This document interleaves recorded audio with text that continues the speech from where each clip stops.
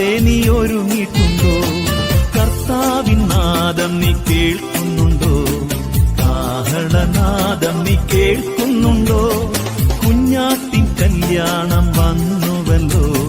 കുഞ്ഞാടിൻ കാന്തേ നീ ഒരുങ്ങിയിട്ടുണ്ടോ? എണ്ണയുണ്ടോ കന്യകെ നീ ഒരുങ്ങിയിട്ടുണ്ടോ?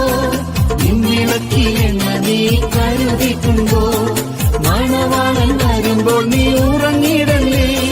മയക്കം തിരിച്ചു നീ മയങ്ങിയിടല്ലേ. എണ്ണയുണ്ടോ കന്യകെ നീ ഒരുങ്ങിയിട്ടുണ്ടോ? നിന്നിളക്കി എണ്ണ നീ കരുതിയിട്ടുണ്ടോ? മണവാളൻ വരുമ്പോൾ നീ ഉറങ്ങിയിടല്ലേ. മയക്കം തിരിച്ചു നീ മയങ്ങിയിടല്ലേ. ത്രിയേക ദൈവത്തിൻ്റെ വലിയ തിരുനാമത്തിന് മഹത്വമുണ്ടായിരിക്കട്ടെ.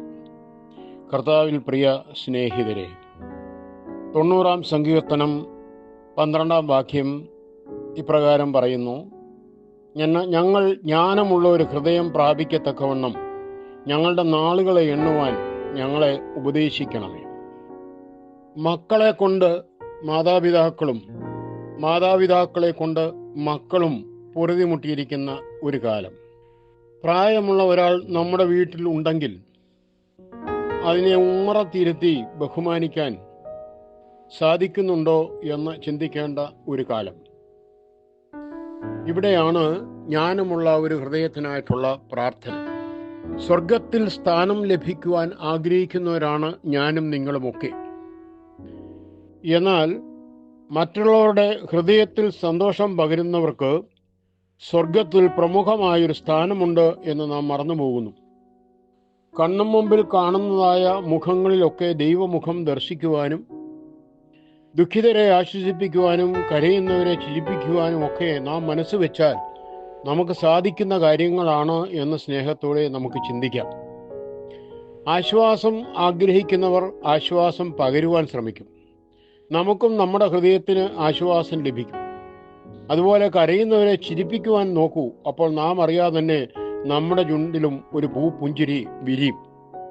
ഒരു പിതാവിന് തൻ്റെ മകന് ചെയ്യാവുന്ന ഏറ്റവും വലിയ കാര്യം അവൻ്റെ അമ്മയെ അപ്പൻ സ്നേഹിക്കുന്നു എന്നതും, അമ്മയ്ക്ക് മക്കൾ ചെയ്യാവുന്ന ഏറ്റവും വലിയ കാര്യം അവരുടെ അപ്പനെ അമ്മ സ്നേഹിക്കുന്നുവെന്നും കണ്ടുപഠിക്കുവാൻ അവസരം നൽകുക.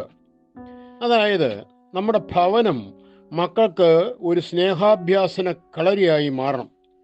ഇന്ന് പല ഭവനങ്ങളിലേക്ക് നാം നോക്കുമ്പോൾ ഭവനം വണ്ടിക്ക് ഗാരേജ് പോലെ അത്രയും.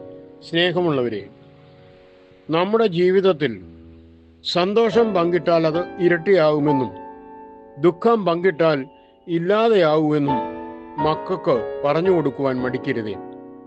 യോഹന്നാന്റെ സുവിശേഷം 9-ാം അധ്യായം 4-ാം വാക്യവും ഇങ്ങനെ പറയുന്നു: എന്നെ അയച്ചവന്റെ പ്രവൃത്തി പകലുള്ളിടത്തോളം നാം ചെയ്യേണ്ടതാകുന്നു. നമുക്ക് ലഭിക്കുന്ന ഓരോ പകലുകളും രാത്രികളും നമ്മുടെ കുടുംബത്തോടൊപ്പം ദൈവസന്നിധിയിൽ നന്ദിപൂർവ്വം നിന്ന് ദൈവഭയമുള്ള മക്കളായി നമ്മുടെ കുഞ്ഞുങ്ങളെ ചേർത്ത് നിർത്തുവാൻ നമുക്ക് ഏവർക്കും സാധിക്കട്ടെ എന്ന് പ്രത്യേകമായിട്ട് പ്രാർത്ഥിക്കുന്നു. ശുഭരാത്രി നേരുന്നു. നിങ്ങളുടെ ജോൺ ബോൾ കോറപ്പിസ്കോപ്പ അച്ഛൻ.